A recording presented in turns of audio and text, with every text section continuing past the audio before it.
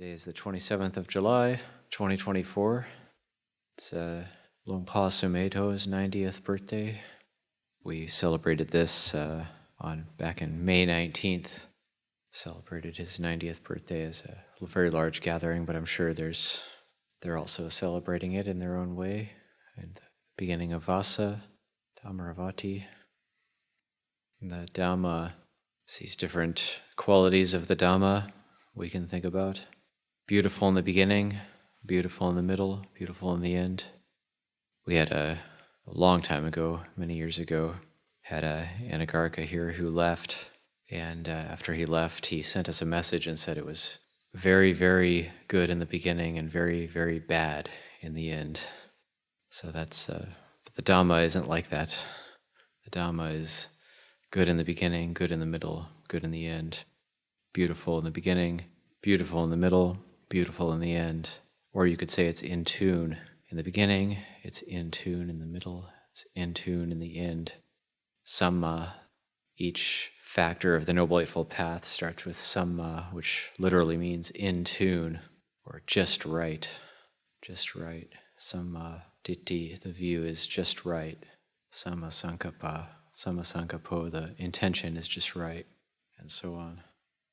And one possible translation for sati, for what we normally translate as mindfulness, I've been contemplating it more as remembering, sati as remembering, and it's remembering the awareness, remembering awareness. There's various practices that we do. We bow and we chant. We're bowing to Buddha Dhamma Sangha. We're chanting our homage to Buddha Dhamma Sangha or suttas, teachings, recollections. So we're really bowing to awareness. That bowing to awareness is a remembering of awareness. So it's an establishing of sati, an establishing of the remembering. And when we chant, we're recollecting, we're remembering. You could even think of it as the etymology of the word remembering. There's bringing back together, collecting together. So we're collecting it together, we're bringing things together, bringing the mind together, and remembering this awareness that's always here, that's always here now. And certainly that's just a major hallmark of Luang Por Pasanno's teachings. And also yesterday we saw at 4 to 5:30, I consider to be some quite wonderful guided meditation followed by reflections by Luang Por Viradamo, and it's all about remembering the awareness. You could even say being the awareness, that at the ultimate level, awareness is unconditioned. Of course, the way we use our awareness and what we are aware of, those are all very much conditioned things, but the actual pure knowing, that's the ever-present, the deathless, the timeless reality. So one of the recollections that Luang Por Pasanno brings up and has brought up in many of his teachings, but I've been hearing it, both listening to his talks that he gives at Amaravati and also hearing some of these in person when I was there back in May, that this one contemplation or a question we can ask ourselves is, can one sankhara be aware of another sankhara? And using this as a contemplation, holding this in mind as a recollection. Can one sankhara be aware of another sankhara? Can one sankhara experience another sankhara? That's something to bring us back to awareness, because awareness is what knows the sankharas. Awareness is what knows the conditions. Awareness is what knows happiness and knows suffering, and it knows peace, it knows lack of peace, it knows all of these things.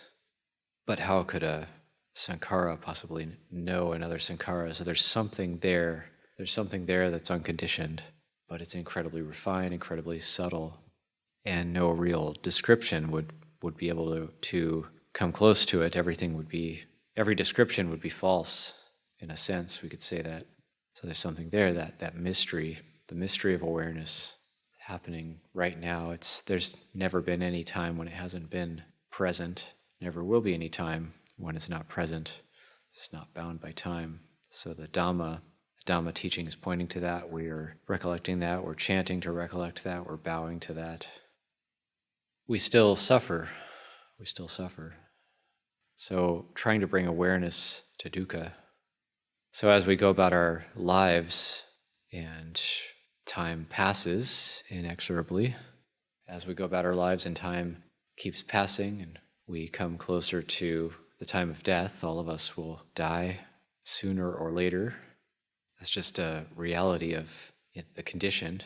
All these conditions come to an end, or anything that arises comes to an end. It's just a reality, so we can be aware of that. And there's not so much time in this fleeting human lifetime. The Buddha teaches us that there's not much time in this fleeting human lifetime to remember this awareness and try to understand it. So as we go about our lives, there might be a sense that things aren't quite right. So there's a sense that something's wrong, something's not right, something's out of place. So in Pali we have a word for that, and that word is dukkha. So things aren't quite right, they're out of balance, something seems off. That's dukkha. That's dukkha. So in terms of the etymology of the word dukkha, ka is the hub of a wheel, center of a wheel. Du means it's out of kilter, it's wobbling, it's out of balance. We could say in terms of the word true, using the word true in terms of truing up something, or truing up a knife edge, truing up a wheel. It's out of true, truing an arrow, truing or flattening a piece of wood. It's out of true. So the wheel is out of true. So you could say dukkha. Dukkha arises when the heart is out of true. In other words, it doesn't remember. It doesn't remember the awareness, the sacred awareness. So there could be a lack of balance, a wobbling, a wavering, doubting, a sense of things aren't quite right, there's something wrong, and so that's dukkha. And coming back to the etymology of these words, there's ka as the center of the wheel, the hub of the wheel. Then there's sukha. Sukha is a balance, the wheel is true. Things just feel right. Sometimes things just feel right. Everything seems good, and there's a sense of contentment, a sense of happiness. So the wheel is true. And then there's upekkha. And I know this is a different ka, so that's not quite perfect in terms of the etymology, but I like to use this anyway. That upekkha is considered more exalted and higher than sukha. It's the condition which comes the closest to nibbana, equanimity, serenity, equipoise. So dukkha being out of true, sukha being true, and upekkha being true within the true, perfectly true, completely true, true and right, true in Dhamma. I think there was a master, Xuanhua, would do these verses, write these verses in Chinese, and one of his verses is like, he says, is something like, make it all true, speak true, act true, everything you do should be true, true, true, true. This is just making it as true as we can. So when you think of truing a wheel, then you have to spin the wheel. And when you spin the wheel, then say there's a wobble on it, but we have the ability to get it more and more centered. Or even using this simile of the turner in the suttas, that a turner or a turner's apprentice makes a long turn, just so breathing in long, one knows I breathe in long, breathing out long, one knows I breathe out long. Or just as a turner or a turner's apprentice makes a short turn, breathing in short, one knows I breathe in short, breathing out short, one knows I breathe out short. So the Buddha using this analogy for anapanasati, the remembrance of the in and out breath. And I didn't know what a turner was for a long time, and that's the lathe worker. So a lathe worker is a turner, so that when you have a piece of wood that's not yet perfectly round. Say you're making a candlestick or some sort of spindle or a chair leg out of a piece of wood, so you put it on the lathe and you clamp it between two ends, and then you turn it on and it starts spinning. And at the time of the Buddha, it would have been treadle-powered. They had treadle-powered lathes, just like we have treadle-powered sewing machines. It's the exact same idea. And so now we have mechanical lathes, and the wood will spin, and you have a little holder, and you place your chisel. You place your chisel on the holder, and you get the angle just right. And then if your chisel is sharp and you get it just right, you can make a turn. And making a long turn, you can make a nice, long, slow stroke. And if the chisel is very, very sharp, then if it's dull, the little wood chips will come off. But if the chisel is very sharp, you'll get a long streamer of wood coming off, very, very satisfying. So this idea of the imagery for me is very, very helpful, that just as a lathe worker makes a long stroke, you're aware of every moment of that breath. You're aware of every moment of that stroke. You're paying attention to the effect that it's having on the wood. So you can think of the wood as the heart, and you're paying attention to the breath, the breathing in long, and the attention is with every part of the breath and breathing out long, and the attention is with every part of the breath, and that has an effect on the heart, a beautifying effect. Beautiful in the beginning, beautiful in the middle, beautiful in the end. And sometimes you need to get in there. There's a short turn is necessary. Sometimes you need to work on a little smaller piece of the wood. So a short turn is necessary in that instance. So breathing in short, then makes a short turn.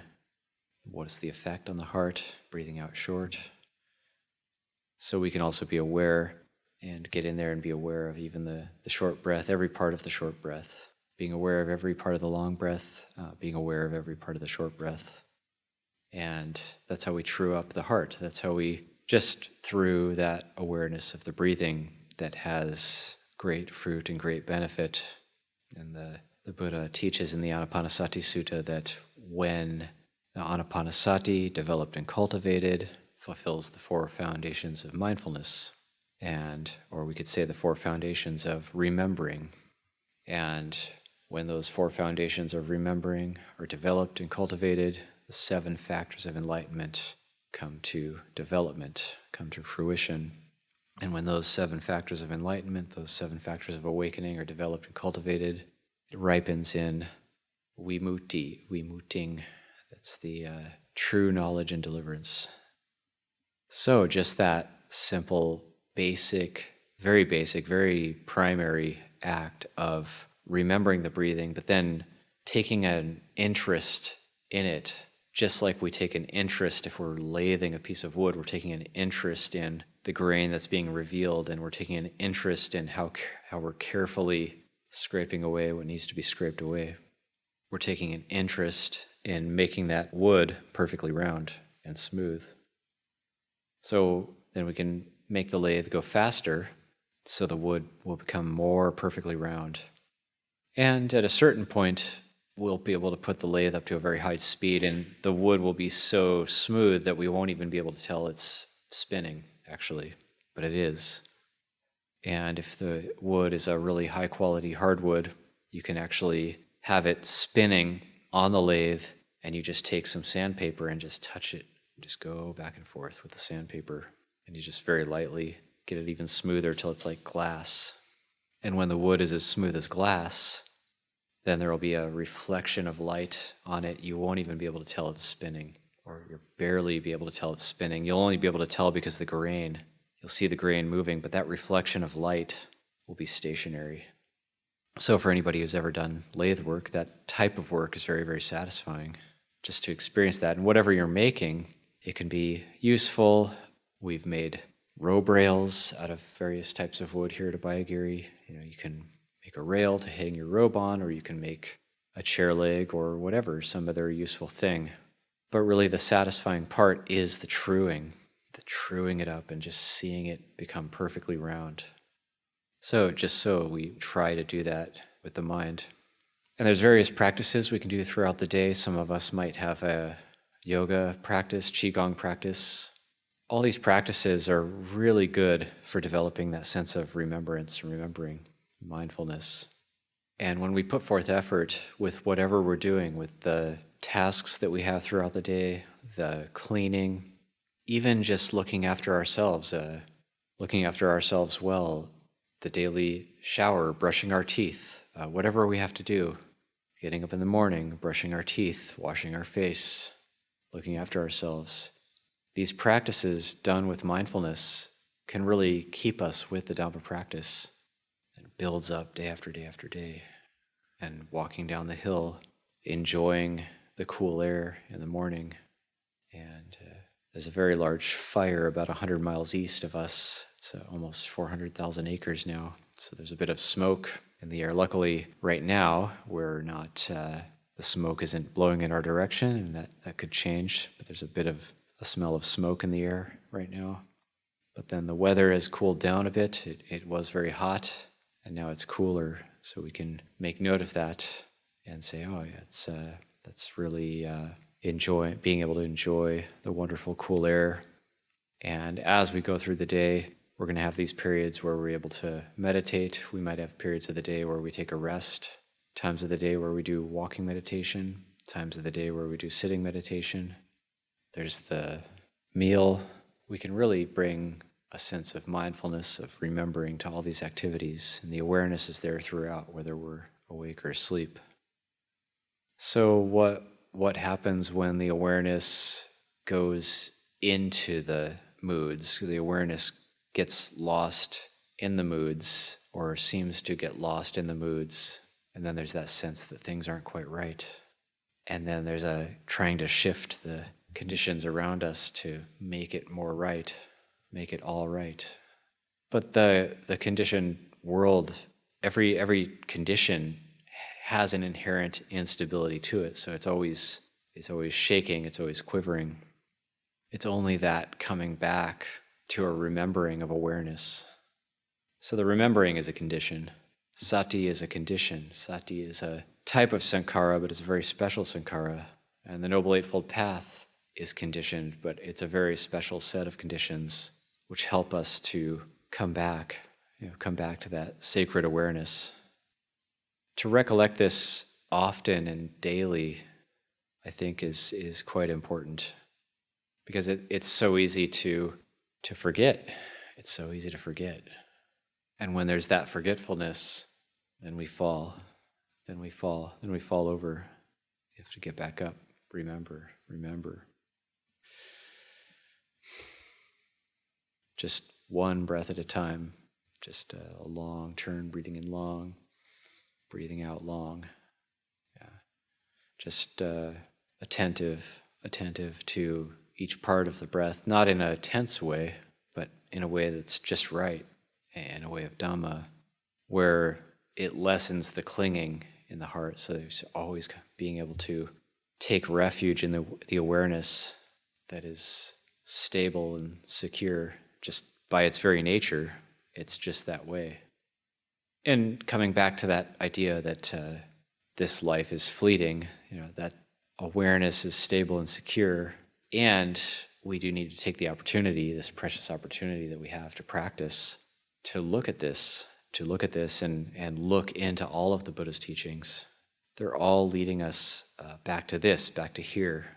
I know it's been, there's one teacher that said, the reason we don't see Dhamma, the reason we don't realize the Buddha's teachings is it's too close.